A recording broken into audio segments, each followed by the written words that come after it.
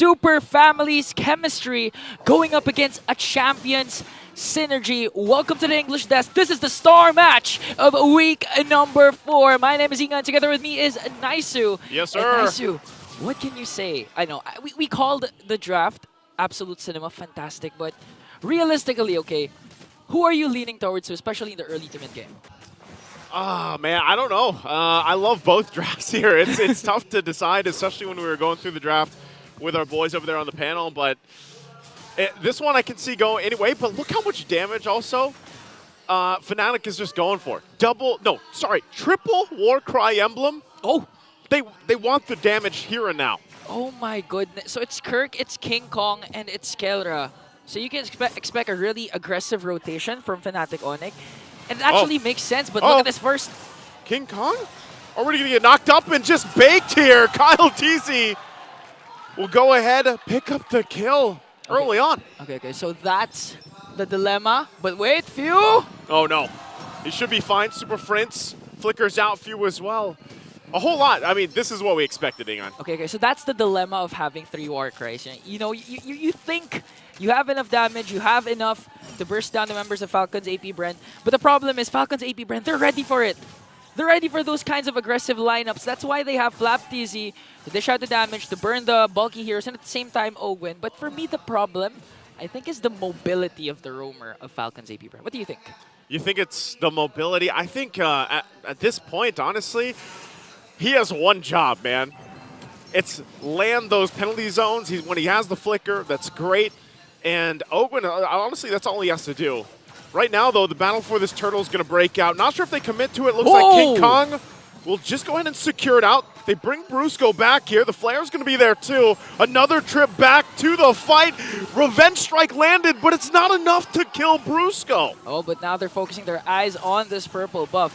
And now this is where the stats come in. We've seen a while ago that in terms of turtle control, Lord control, Fnatic Onic has the edge. But that's the thing, Falcon's Apbren, they don't care about neutral objectives. They just want to go for the kill. Similar to what we've witnessed last season with Echo, wherein they just use the neutral objectives as bait. Let me ask you, since you asked me, I'll ask you. Okay. What do you think of a Terizla roam? Because now we're seeing more and more unique roam picks. Okay, I honestly don't like it. Again, you have the Brave Smite and the Body of Smith to be as tanky as possible. But as the roamer, you're the first man first. You need to be the frontliner. You need to secure those brushes for unexpected penalty, those zone flickers. But the problem is, again, the mobility. I know the emblem set of Ogwen has the 2 boots, but still up against the Grok.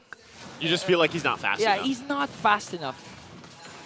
Which I mean, yeah, anybody that's plays Terizla is like, man, this guy is slow. Yeah, but there's a reason like he's slow. Your whole job is obviously to be this. I mean, his passive is literally Body of Smith, right? He is going to be this heavy character. But I think still there's value to be said with you have Terizla, your job is to get the penalty zone. If you manage to lock down multiple members, then you play into the last insanity, right? Coming out from Flap TZ here. Not to mention, everything is like in this radius or a circle. The enhanced chains as well from the Julian pick, and that's why we see the Julian pick up so often now in certain combinations.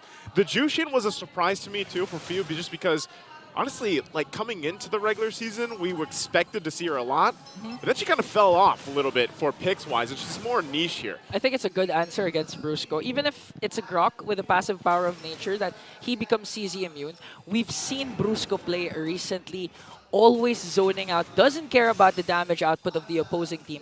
That's where Few comes in. Making sure that, hey Brusco, are you sure you want to zone out? Are you sure you want to frontline? But now the teams are starting to turtle. It's an even ball game. All right, gonna grab him back too. Brusco goes in with a flicker wild charge, gets the knock up. Now just gonna go ahead and sacrifice himself, getting thrown around as Brusco falls.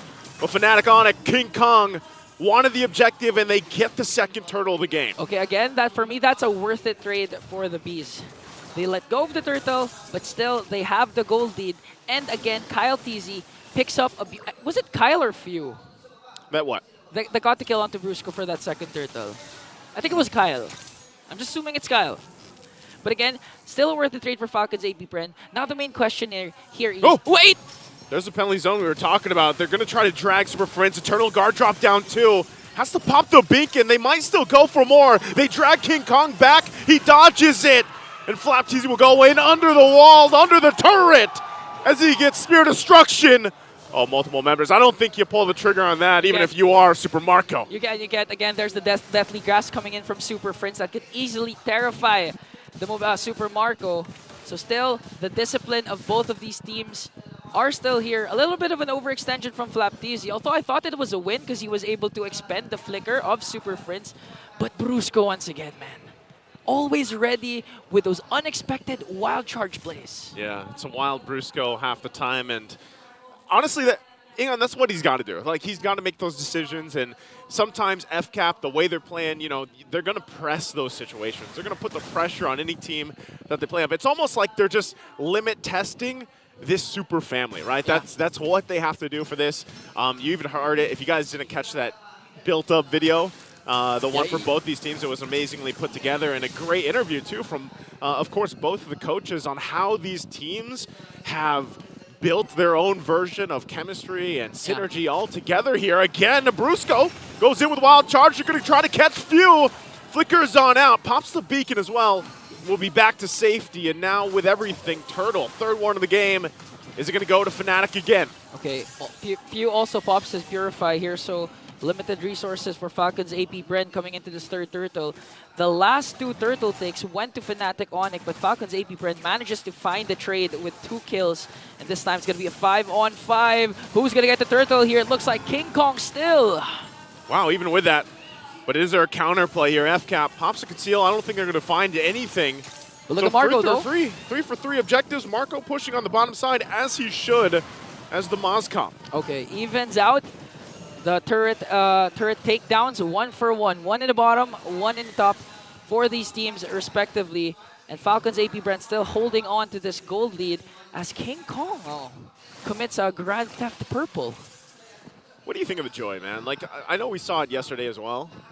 Are you liking it in the mix-up of all the assassins we've seen so far in the jungle? I mean, for me, I'm biased against, honestly, the Joy and the Nolan.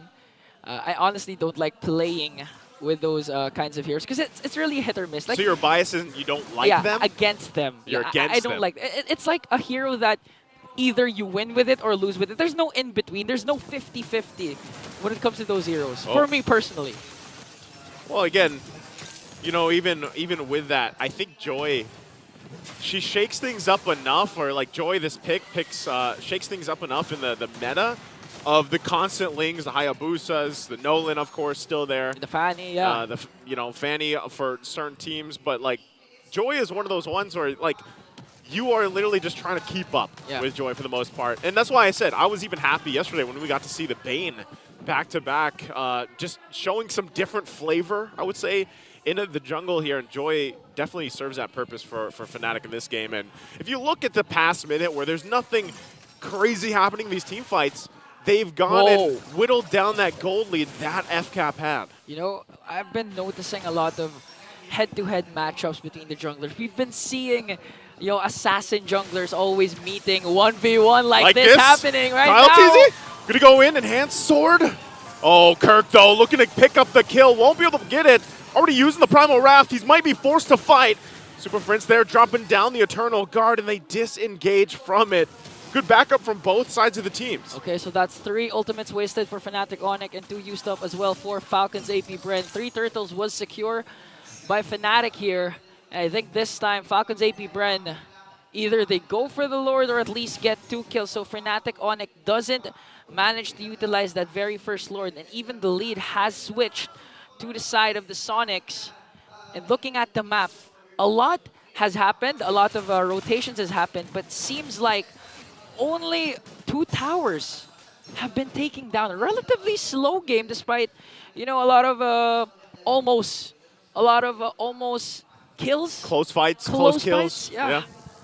I mean, even with that, man, like looking at this, Kalra, you know, he's got the Sky Piercer, but really hasn't been able to find any kills just yet. And even on the other side, it's just like FCAP is slowly cooking. Like, they're slowly building up here, especially with the fact that, again, that you do have, you know, some tankier front lights to deal with. You do have to get through Brusco if you're FCAP.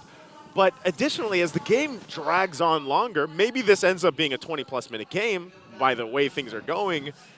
you know, I feel like it's going to be more difficult for Fnatic to even deal with, for example, the Flap TZ on this export. Yeah, I was about to mention that if ever the Lord dances do extend and Flap just constantly uses those flamethrowers, it's going to be an easy game for Falcons AP Ben, but right now they're charging onto few. King Kong has to use the Rhythm of Joy to escape that Lantern Flare. Now Falcons AP Bren, they have Super Marco here in the middle lane. Wow, at this point, it just looks like a chess match, like just waiting for each other's move. Who's going to attack first? Because at this point, I think even if Brusco manages to find a wild charge, with the kits that Falcons AP Bren have, they can easily turn things around, the Clash especially. This is one of the things that really reminds me of, you know, how teams, for a while, especially last year, they were looking, Brusco should be fine. Yeah. So they were looking at FCap. Oh, he wants to fight, goes in, conceal, wild charge to follow it up. Here's Super Marco firing back now. Oakwood goes in with the penalty zone, won't be able to lock it down because of the power of nature, and now gets taken out of the picture. Last Insanity already popped as well, still gonna be looking for more. Kirk goes in, pops the Primal Wrath. Couldn't pick up a kill, it's only Oakwood that goes down. Wow. Does Fnatic Onic go for the Lord here? I think they have to go for the kill, either pick up onto Brusco, because right now a lot of resources have been expended. And now Brusco suffers the brunt of the Lantern Flare. Good backup here. They're going to jump in. Kelra going for the kill. Has to flicker defensively. And now Kelra. Oh, the Spirit is back into land. And here comes Super Marco. Able to pick up a double. Looking for the next one. Is this the triple? He comes. He shows up. Grabs the kill. And now they're going to be able to get the Lord. Super Marco, does he want more? Kirk's just around the corner. I don't know what Kirk's going to accomplish here, but still... What a play. What an entrance from Super Marco. Arriving in style and looking at the Infinix instant replay. When you thought Fnatic Onic had the upper hand, one Spear of Destruction was all they needed from the bulletproof Marco as he teared down the battlefield. That was 3 kills. A kill was picked up by Flap DZ, but look at the lead. 2.8k gold lead. They executed that clash to perfection. Dude, I don't know what it is. Super Marco, a lot of Mozcos players do this. You don't see them for the majority of the game because they're just, you know, farming up, doing their thing, sitting in a side lane. And then it comes down to one of those fights, one of those objectives where it's like, yep, there's one Spear Destruction, boom. We turn it around. And then you really feel that Mozcov. And then it looks like Fnatic's going to try to make a counterplay with this push here. They already used the conceal. They're going to crash down. Penalty zone there as well. Again, the Spear is going to come following up. And now King Kong will get taken out of the picture. And there's Kirk as well. As FCap looks to crunch down, close down under the turret. The Lord finally goes down, but Fnatic Onic down 2. Oh, down 2 inhibitor turrets here for Fnatic Onic. Still 4 members. Let's see if they can do it. They're going to try to keep it together, and Brusco goes for the sacrifice, but it might be too late. They can't clear out the minions. FCap goes for more kills, but they go for